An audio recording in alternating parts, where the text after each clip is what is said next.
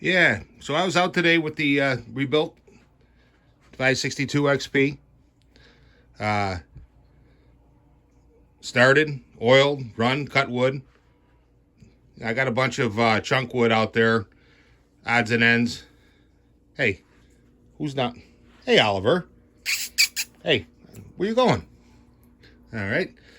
Uh, like I was saying, I got a bunch of odds and ends here, uh, and I'd like to put a couple tanks of gas through this, to make sure everything's good before it goes back to the customer. Now, how does this compare to this build? Well, for one, you got the 3/8 chain. This has got the 3/8 Pico chain. So this you're getting about, let's say, 15-20%. So, somewhere in there if it's a square ground chain, whatever.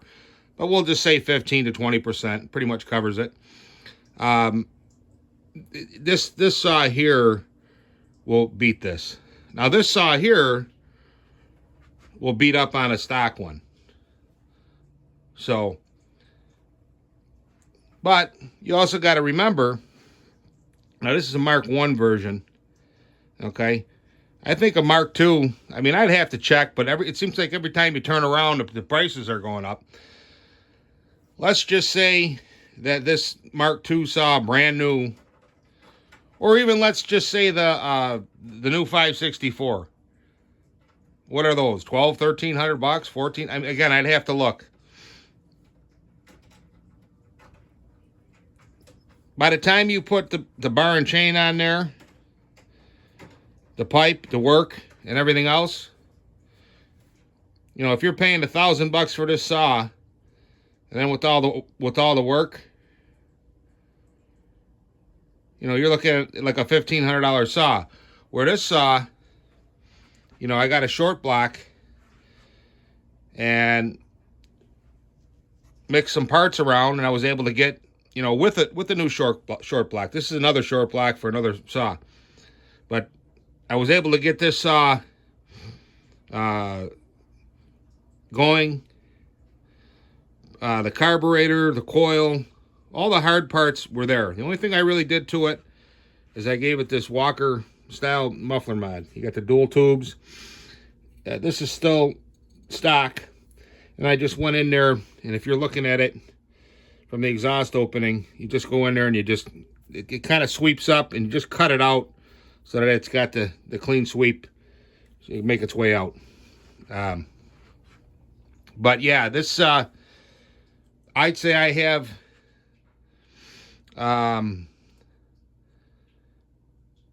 in parts alone 250, probably about 250, 275 bucks. But it's a running saw. Is it gonna beat this one in a race, or you gonna cut more trees or wood with this one than this one? No. But like I said, a repowered job, they still produce. So, but getting back to these cases here, I'm just putting the saw back. I got a little room to work. And like I said, this is it's a nice little saw. It starts, it runs, it idles, it cuts wood. Just not as fast as this one. But getting back to these cases here, okay? It's another short block. We got the same thing. We're going to get a new piston, Meteor piston kit. Do a little bit of work to the piston. Make sure you get a brand new wrist pin bearing. I always get an OEM bearing. It's nice that they got this little oil hole. That's a good idea. Both sides of the rod here. All right? But there's one thing I wanted to show you guys on these. If you see these marked in orange, these are not threaded. Okay, so you got 1, 2, 3, 4, and then on the ignition side, on the coil side, you got 6. You got these 4 here to tap, and then these to tap. So it's a little bit of work, but no big deal. Is it worth it? Well, yeah, because especially with this setup here, because now you got a brand new bottom end. You know what I mean, to work with. You can make sure everything's the way it's supposed to be, and put it together and just go cut wood. I mean, I'm very happy with the way this turned out on this saw, so I bought another one. Right now I got 6 of these saws.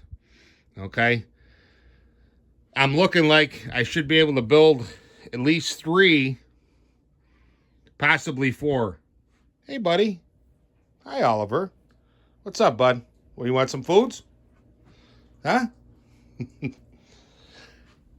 I should be able to build, I'm hoping to get 4 saws. You know?